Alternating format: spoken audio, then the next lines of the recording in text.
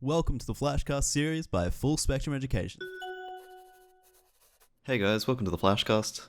In this series, we're joined by Lockie Stewart, who runs the Man That Can project. Today, Lockie's going to take us through what the Man That Can project is all about and discuss becoming a man of value. So take it away, Lockie. Hey guys, I'm Lockie Stewart from the Man That Can project. So the Man That Can project is a global movement created to empower men so that they can become who they were meant to be by awakening who they truly are. So I have the ultimate vision to help men overcome the mental and emotional challenges that hold them back. I believe that the cultural conditioning must be let go of for men to live an authentic life that gives them the freedom and happiness that they desire. So my ability to create real and authentic experiences through workshops and one-on-one coaching for men to grow and expand, either online or through live events, takes men on a journey like no other. So today I want to share with you guys or talk more on becoming a man of value, what that means, okay? Understanding, what drives us, because ultimately, the values are a part of us. They highlight what we stand for and are a huge driving force behind the results that we create in our life, and also what causes us to feel certain emotions. For a long period of my life, I went through not understanding this and not really knowing how this affected me, and a lot of you guys can probably relate. There's people that you hang around, there may be events that you go to, or experiences that you have where some of them you never want to be near again.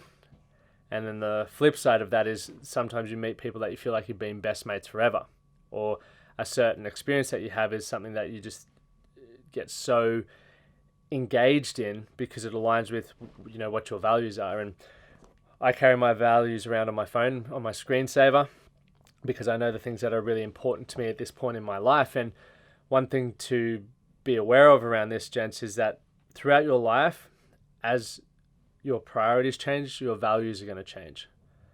And the important part about highlighting what you currently value in this point, will allow you to really understand why you may be getting certain results in your life. And a good example of that would be there are a lot of people who want to be healthy or who like the idea of being healthy and physically. Yet going to the gym or fitness or health is not a current priority for them, right? They might have, family in front of them. They might have appreciation. They might have adventure. They may have friendship, all of that sort of stuff in front of health or fitness. And what we don't prioritize, we generally don't put any time towards. So, in January, we'll always see people setting those health goals, but they've got at least 10 other priorities that are more important to them at this point in time. So they've already set themselves an unrealistic goal or something that they're really not valuing at this point in time, and they set themselves up for failure. And a lot of you may be able to relate to that. I know I can relate to that in different areas of my life. So now knowing what is important to me and what I value has enabled me to get my time back. And what I mean by that, it's enabled me to understand what things I want to say yes to and what things are going to, fulfill those values, and what things I want to say no to because, that time is not well spent. Okay? So a process, you can go through and really understanding, one, what you value, but who you are more so, is you can get a pen and paper, or you can do this exercise at home, and just draw a line down the middle of a piece of paper. On one side, write I am, and on the other side of the paper, write I am a. Because a lot of us identify ourselves and think all of our value comes from what I am. What I am, as in I'm a doctor, or our profession or our title, and that defines who we are. And when we're not necessarily doing as well as we'd like in that area, we tend to not see the value in ourselves. So when we can write down on a piece of paper, I am, and a few examples might be I am a brother, I am a son, I am a friend, I am caring, I am strong, right? Highlighting some things that I am, but also I am for me personally, I am a coach, right? I am a partner, I am an entrepreneur, I'm a fitness enthusiast, right? I'm starting to highlight and identify all of these positive things about myself, and none of them really define me.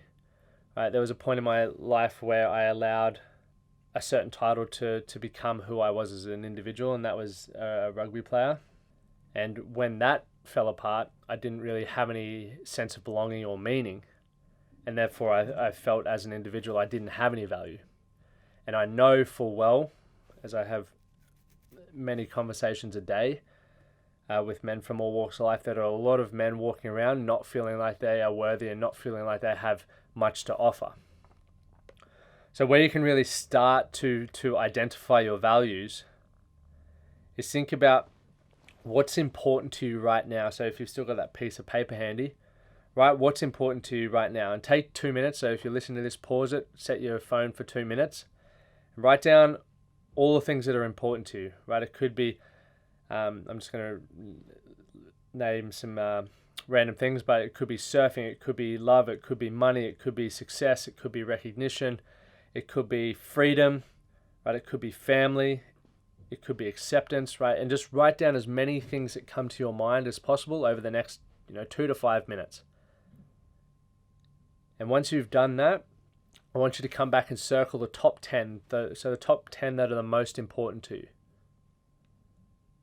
Okay, and when you get those top 10, I want you to bring that down into 5 or 6.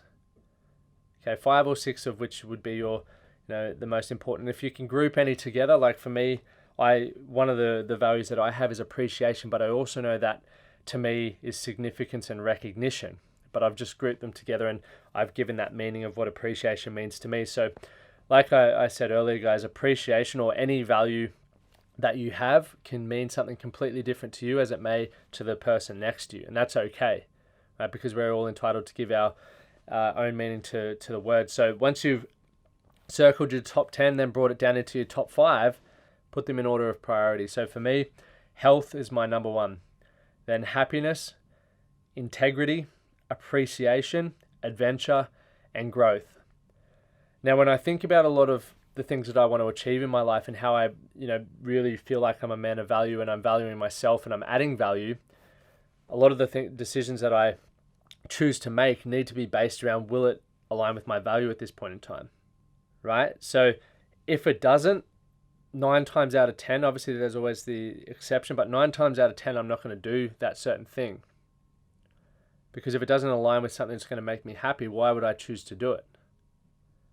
If it doesn't align with the things that I value right now, there's no point doing it. So if health wasn't in your top list of priorities, there's a high chance that you're not going to do what it takes. You're not going to make the sacrifices required in order to maintain your health, because it isn't a priority. So rather than beating yourself up and missing the mark and failing time and time again with those health goals, you can do 2 things. 1, you can accept that it's not a priority for you right now and be okay with that. Or 2, you can shuffle around your priorities to work out which of the, does health jump the line or jump the queue in that respect.